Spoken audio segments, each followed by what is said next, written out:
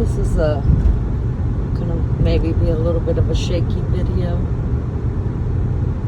but I wanted to show Maggie just a little bit of the back roads, and for anybody else that lives out of the country, you can see what we mean when we're talking about part of our country and what it means to live in rural areas and in the middle of nowhere, it seems like. This is Indiana. Why these fields over here to the right are not farmed, I don't know. I've noticed quite a bit of that in my travels, that a lot of our fields are not farmed. Kind of sad. See? It's not farmed. I don't know why that is. All those fields out there. Now this one over here is farmed. Oop. I love the back roads. Just gotta be careful of deer and critters running out. I am on my way to Cincinnati, Ohio. That old store. Oh, concrete statues. It's kind of cool. Going to work for the boy. For my son. So I'm hoping I get done with what I'm going to do, what I'm doing. Hope it's only a 2-day job. I'm hoping to surprise myself and get it done quicker than I think it's going to be, because if not, I have to go back on Father's Day, and that'll kind of suck, especially since baby chow is coming home this weekend to hang out with his dad.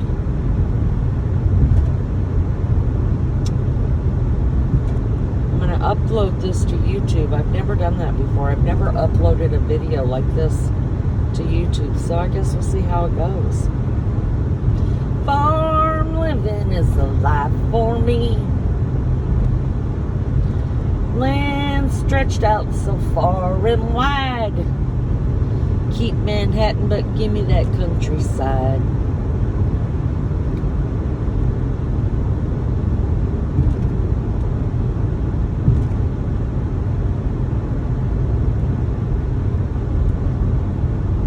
I was looking on Facebook because one of Cheyenne's puppies from her first litter is going to be a mommy, and so I'm watching with bated breath when them pups are born. I actually thought about maybe getting one, but I probably shouldn't, seeing as how that, we'll be moving, and moving with 3 dogs is probably a hell of a lot harder than moving with 2. Yeah, the next 9 miles, we're going into Amish country. Yippee, I love me some Amish country, y'all. Don't let me forget to get some gas. Y'all, I will run out of gas like nobody's business. Sometimes on purpose. Not gonna lie, I know that sounds silly. Not so much now. But when my baby chow and my second oldest son was living at home, it used to piss me off to have to pump my own gas. I mean, I felt like I was living in a house full of men. Shouldn't have had to pump my own damn gas. I didn't like it. Pumping gas really used to scare me because I had an experience at a gas pump once with gas.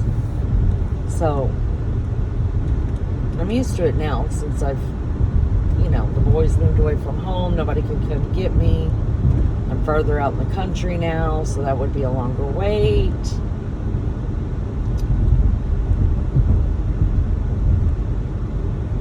The puppy's cheap. That's a scary thought.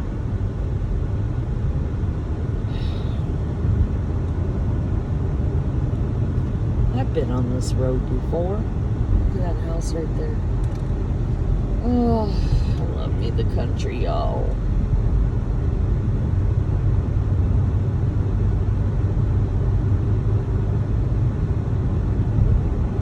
Anyways, when I was on Facebook, I saw that, I don't know if it's true or if it's AI or if it's something made up. I don't know. It looked kind of new. But that, I guess, Blake Shelton and Miranda Lambert got together and did a duet of You Went Away, the song that she wrote for Blake Shelton when they were married, about his brother who passed away. Yeah, I love these old farmhouses. I just cannot get enough of them.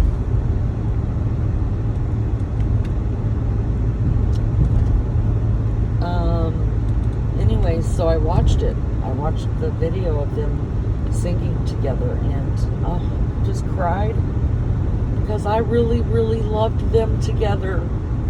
I really loved Blake Shelton and Miranda together. It was so sad when they broke up. I felt like I was invested in their marriage because I love them so much. It's my problem. I get invested in too much. I become too emotional with things and people. Then I get hurt when it doesn't work out. It's funny, in my damn marriage, and I don't know these people from Adam, but I loved them.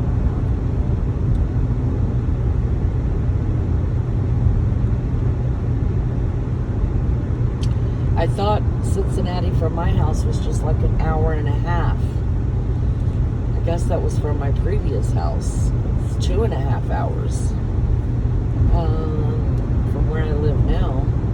So I've got some time to spare, some gas to kill. Gas to burn, time to spare.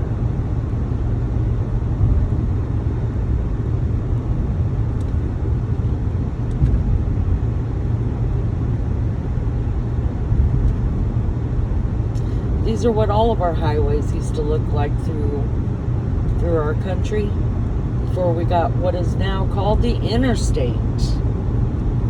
We just all drive like a bat out of hell. Look at that. Can you stop it? Oh. This is my favorite part about driving through the country, is you get to see so many different but kind of the same houses. I always look at those houses, and I'm a peeper, meaning if I'm driving by, especially if it's in the evening time and the lamp is in the window, oh, I love me a good light in a window. Do you know what that means? When people put a light in the window or a candle in the window, I try to keep at least one in one of my windows at the house. Just because tradition, you know? It's said that during the war, the Revolutionary War, I think maybe during all the wars, probably, people would keep a candle in their windows because, you know, there weren't streets like this. It was all like, I guess it was probably just dirt roads. And when it's dark outside, you know, it's dark outside. There are no street lights or no house lights. It's dark. So people would put a candle in their window. Some say, and this is why I do it, to welcome your loved ones home. To light their way home, you know, so they'll always come home. And that's what I thought about whenever I started putting, years ago, I heard that. I don't even know. I was very young. And I thought it was just the nicest story. And I could actually feel it. So I've always kept a candle in the window. You know, now it's just a plug-up candle.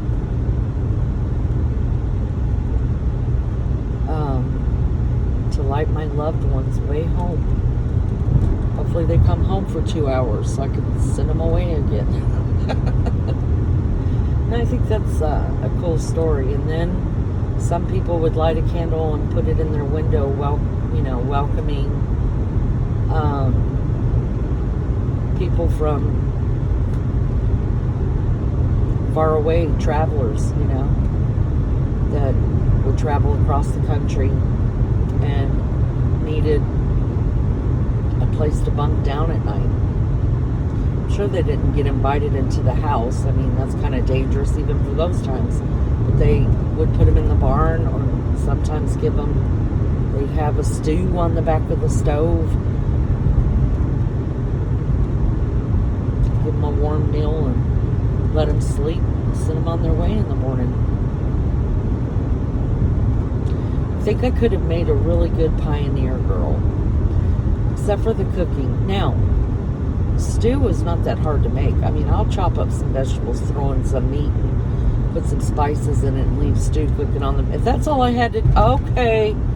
If that's all I had to do, then okay. The only problem I think I would have for pioneer living would be my floors. There was no vacuums back then, no mops and dustpans, and there were cracks in the floor, so there was always sand in people's houses. That would drive me completely batty. Those damn floors. But maybe if I lived in those times, I wouldn't be so fanatical about the floors. There might be something else to be fanatical over. Maybe I would have been a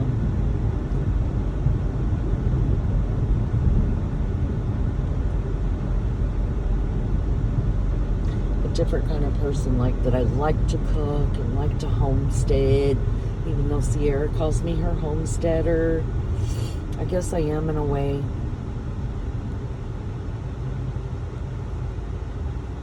Look, you guys, go right down that way down there, and that's Wilbur Wright's birthplace. Right down that road, y'all. In Homestead. And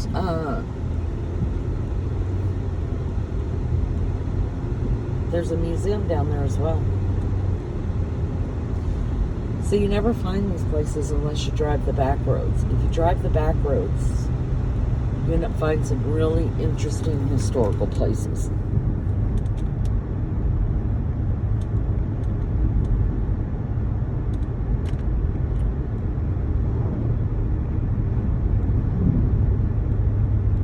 The brown signs on our road, the sides of the road, are usually historical markers or places of interest. Like down that way is some kind of interesting trail. So Maggie, it just goes on and on for miles, honey. Miles and miles and miles. I think this is the road that pisses me off, actually. Oh, go figure. Because I think it won't be so bad right now because it's a work day, but the last time I was on this road, I was going to Savannah, and those people were driving freaking crazy all around these bends and stuff, and I'm pokey. Listen, I'll kick it on the interstate, but around these country roads, I'm a pokey girl. I'm just going to get there. I may get there a little bit late, but I'm not hitting no people and no cute little critters on the road. I'm swerving. They tell you don't swerve. They say don't swerve if an animal's coming out in the road. Everybody swerves. It's just the natural thing to do, is to swerve.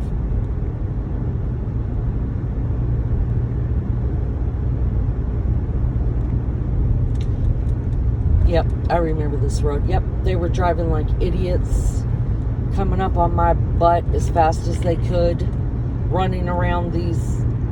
You could tell the locals that live here because they drive these roads faster than what someone who doesn't live here like me.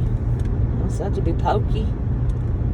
So we're going to come up into some thick Amish country here pretty soon.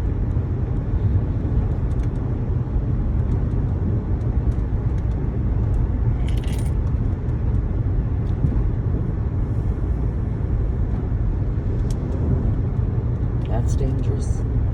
Everybody's got a job to do.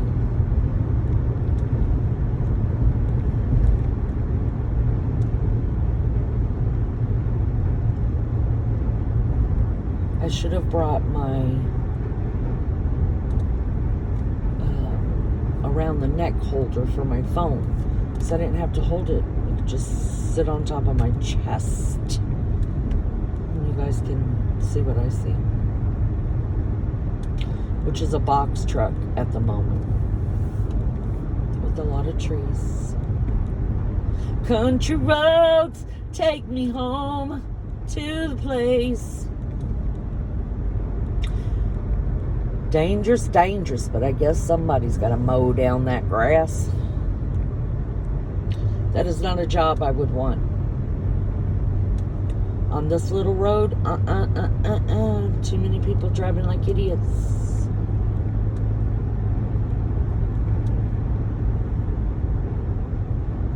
I could pass this truck, see, because it's a broken yellow line. I know how it works. Now, it's a solid line. See, solid line on my side, meaning I can't pass. But the people in the oncoming lane can pass because they have a broken yellow line. I know what the rules are, people. But I'm scared I'm poking. Look at that old graveyard. I love me some graveyards.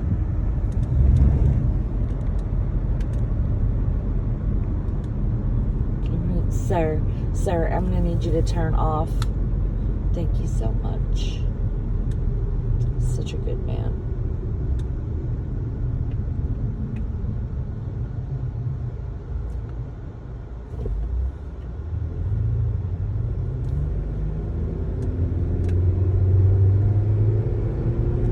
I think I would have turned right there on Highway 1 if I was going to Savannah. But I'm not.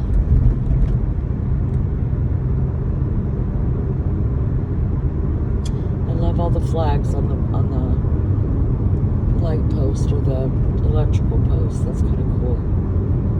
Barn. Angus beef, y'all. Get you some Angus beef.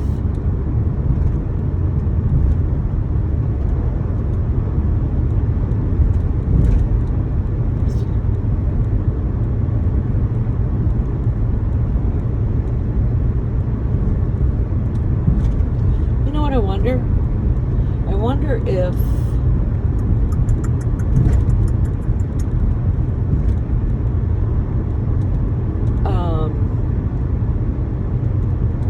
they have any of those license plate readers on Brian Koberger, and we just don't know about it. I really hope so. I really do.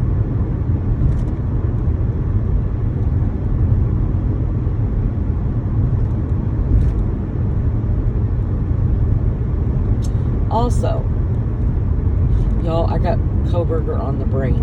I will be glad when it's over so I don't have to think about that man anymore. So I could obsess over something else. I'm always going to have something to obsess over. Right now, Koberger.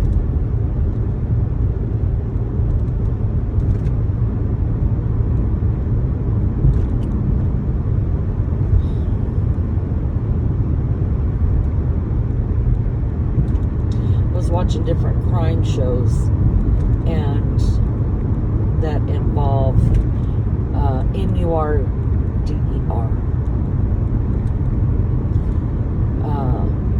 by sharp force injuries. See, I can be professional. Amish. It's Amish out there, you guys. Oh, lovely. It's gonna rain.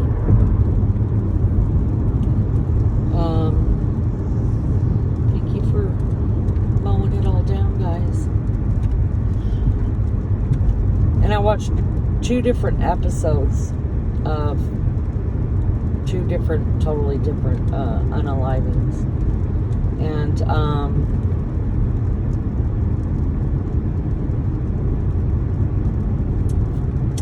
one of them used a 7-inch blade, and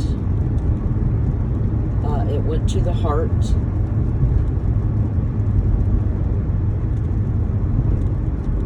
Seven inches deep. He was able to crawl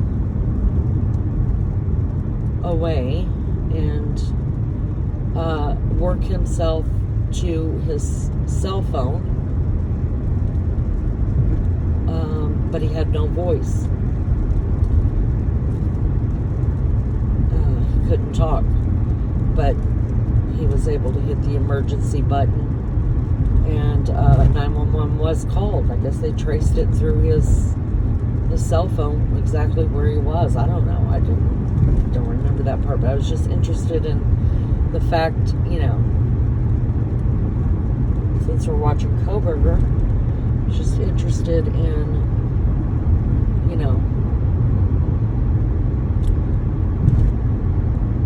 if there was actually screaming and stuff going on in the background. I guess we won't know until trial, but it's still interesting to look at. And then there was another unaliving with a sharp force instrument.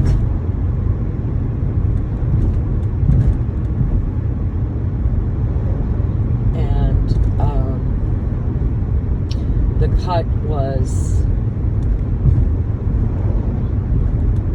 at the carotid artery, which is the main artery, and it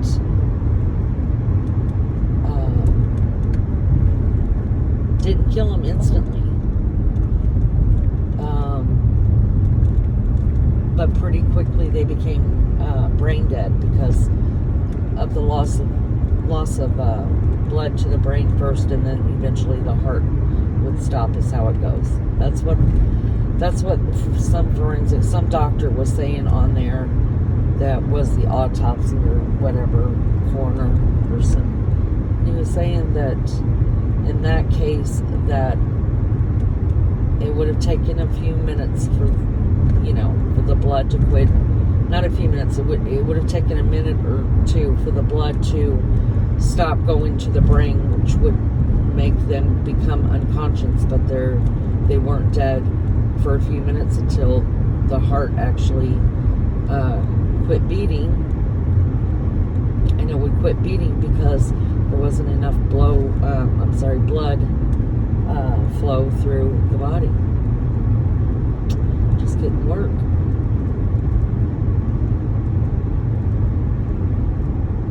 But they on that one, the person actually screamed. So I guess they can tell by the wounds of the victims. A coroner would be able to tell by the wounds of the victims if they would have been able to scream out, talk, and how quickly they would have passed away, because the bigger the wound, the quicker the bleed out would be, right?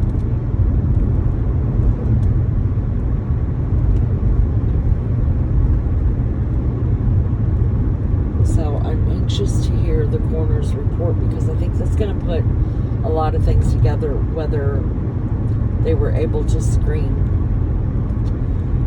I went back and I listened to that. I've listened to it a couple times, y'all. What Dateline put out as was it Dateline?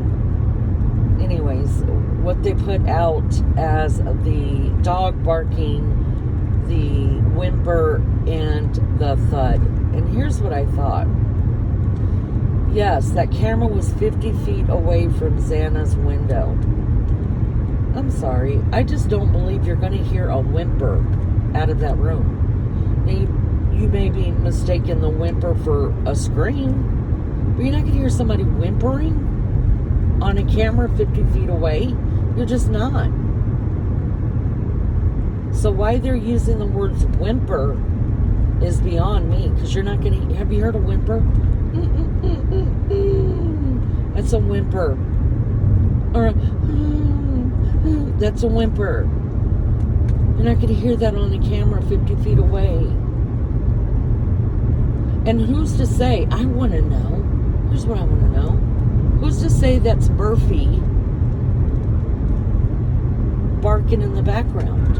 It may not be. I mean, there's no visual on Murphy that shows he's the one that is in the background. Y'all, I love this town coming up. I'm going to tell you right now.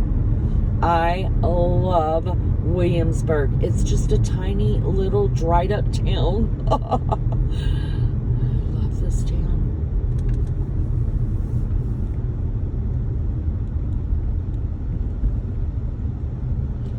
I really, really do. I wonder about the old people who used to live here and who settled this town and built that church right there.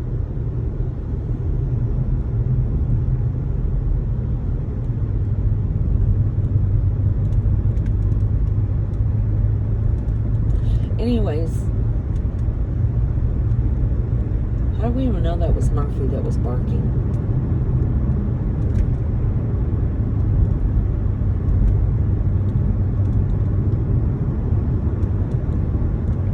I mean, it could be, but it also could be somebody else's dog. Just another thing we won't find out until trial.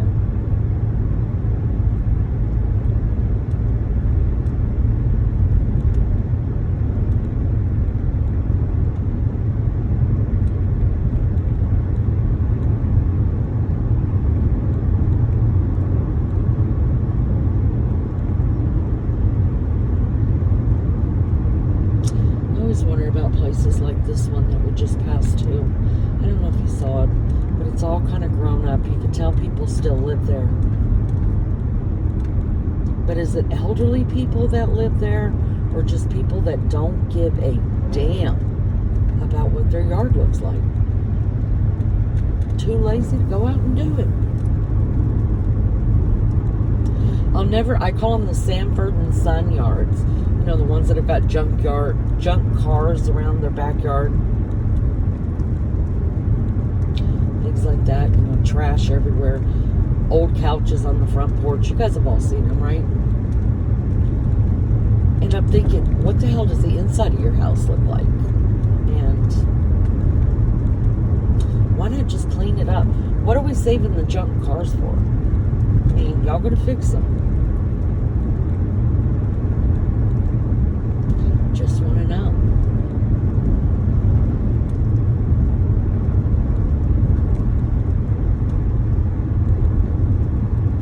Always tires out in the freaking yard. Old tires. I mean, look, this is country. I'd be burning the hell out of shit. I'd burn the whole damn couch. I burned 4 chairs in my little burn pile, my little burn pit. Last weekend, weekend before, something like that. I'd burn the hell out of that couch, y'all. I'm not kidding you. Not going to be sitting on my porch like that.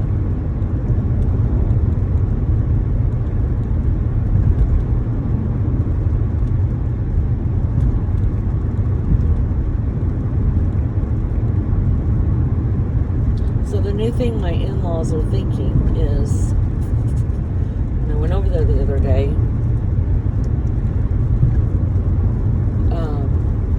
there's a little stream through this land right here.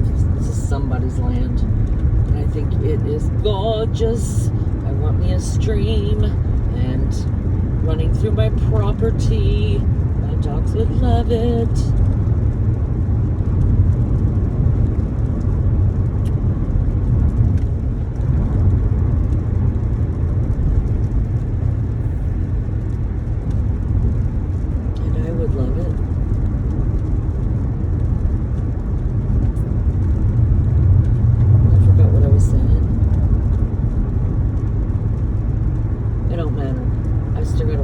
I got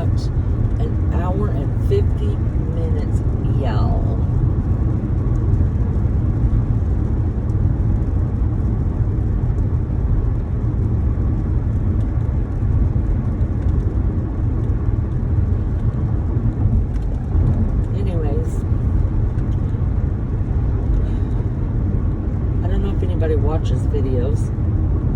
I don't know how it really works. I guess you just post it there and it uploads. I guess that's how that works. And then you put a couple hashtags in it to get it some traffic. Hope Maggie's okay. Sent her a message earlier. She hasn't responded, but I know she's okay because Honey hasn't gotten in touch with me. I know something was really wrong. That's why I'm not too concerned. I know she's sick, but I know if something's really wrong and she's really in a bad way, that Honey would get in touch with me.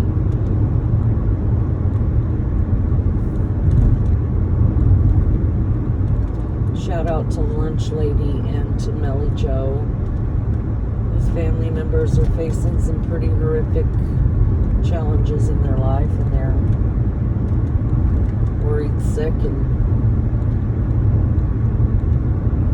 I know Lunch Lady has been trying to deal with 3 households. She's got a brand new grandbaby, so she's trying to help her daughter get some meals done, and then running back to her mother-in-law's house and taking care of her needs there, and then trying to at least touch base at her home. I know how that is. It's just 2 houses for me right now, so I can't imagine adding a 3rd in there.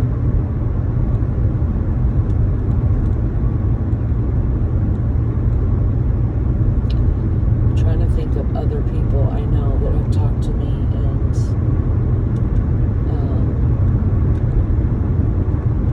asked me to pray for them. Hopefully RC is eating good, healthy meals.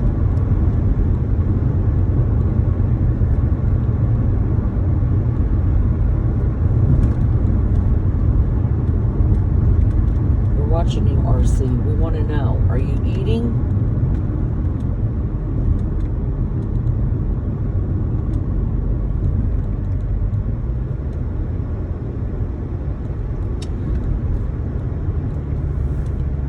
For Miss Barbara, my YouTube mama.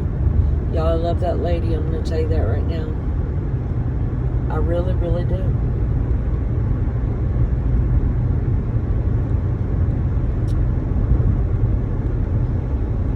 We didn't get to see no Amish people fixing to get on this highway, interstate. Should I get gas here? No. Maybe I should. Should I? I probably should. Because I know me, I'll forget it and I'll be out there on the side of the road. Love will keep us together.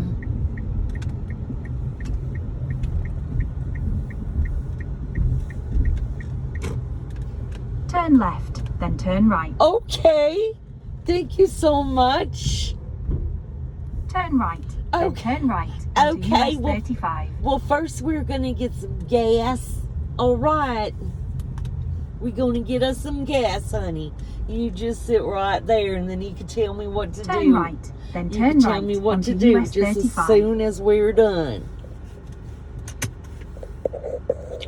Told y'all my GPS is my English speaking friend. I wish it was Maggie's voice. I wish it was Tony telling me where to go and how to get off. These truckers, guys. And this isn't even, I mean, this is a halfway decent. Love's used to be a really, really good truck stop. And in a lot of places it still is. I like the real big ones.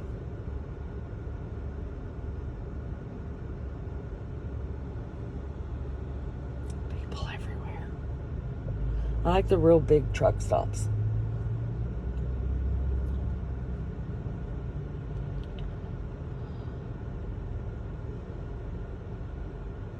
This one's got a lot of traffic in it, but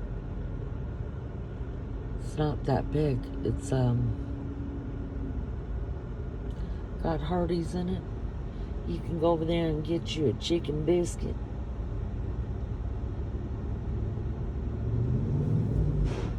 Oh.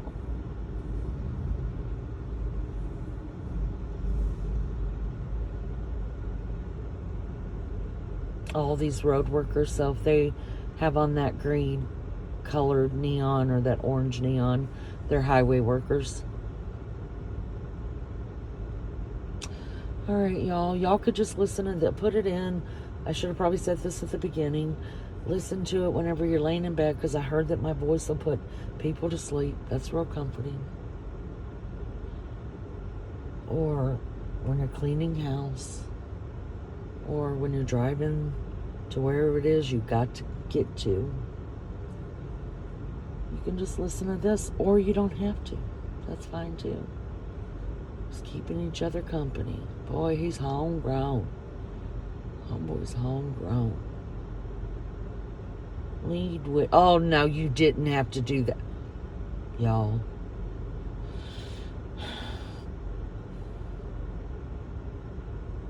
The things we see. All right. I love you guys. I'm going to upload this to the YouTubes. And I'll see you guys on a live soon. Bye.